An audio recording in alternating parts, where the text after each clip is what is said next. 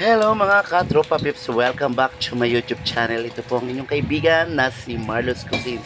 Kung saan guys, gagawa tayo ngayon ng ating agahan na longsilog dahil may stock ako sa rep na longganisa, kaya naisip kong gumawa ko ng longsilog ngayon dahil bakasyon at pahinga sa bahay. Ako ang yung magdadrive ng kusina namin. Kaya excited na ako guys. Unang-unang ginawa ko dyan guys, nagluto ako ng itlog o nagprito tayo ng itlog dyan. And after nang maluto ang itlog, nagpainit ako ulit ng kawali, naglagay tayo dyan ng mantika, and pinirito ko naman dyan yung aswete para makakuha ko ng natural color ng golden or yellow gold na kulay para sa ating java rice yan guys.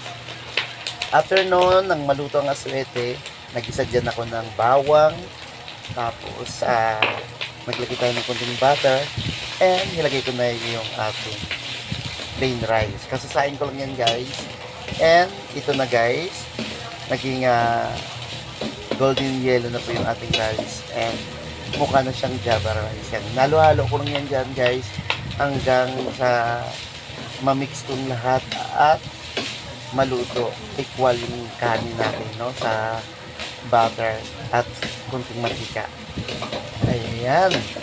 Ang bango na dito guys sa aking kusina, and excited ako mamaya sa ating preparation naman paano natin siya pagagandahin sa plato. And sa ngayon, nagdagdag ako ng konting asin and nagdagdag ako ng pamintang durog at naglagay na rin tayo dyan ng dahon ng sibuyas. Okay guys, konting oras na lang at maluluto na ito. Okay, ngayon next natin gagawin ay nagpainit na naman tayo ng kawali. Tapos nilagay ko na dyan yung ating longganisa.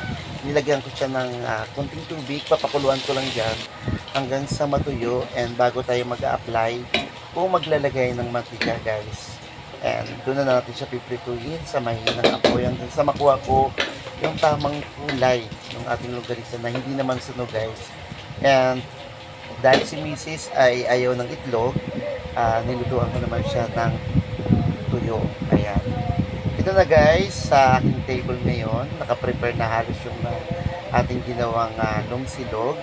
At naglalagay na ako ngayon ng atsara. Yan, ang paborito ko yan yung atsara. Kaya pag nagagawa ako ng ganito sa bahay, ay naglalagay talaga ako sa gilid yan ng atsara. Ubusin ko na nga guys, ayun na lang yung stock eh. And yung ating java rice, mayroon na yan siyang slice na dahon ng sibuyas. And mayroon na rin tayong toasted garlic na nilagay dyan. Tapos yung itlog natin, may mayonnaise on top.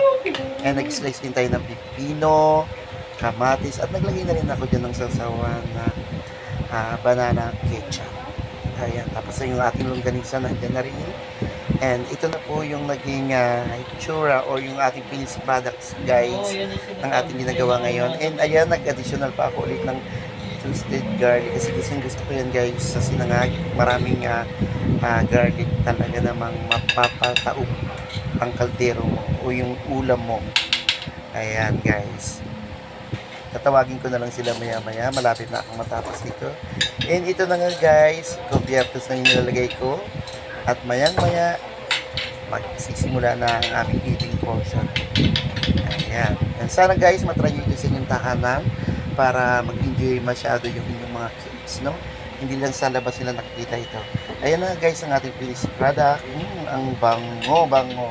Nakakagutom na guys, kaya wag na nating patagalin. Okay na ito, and thank you for watching. Bye!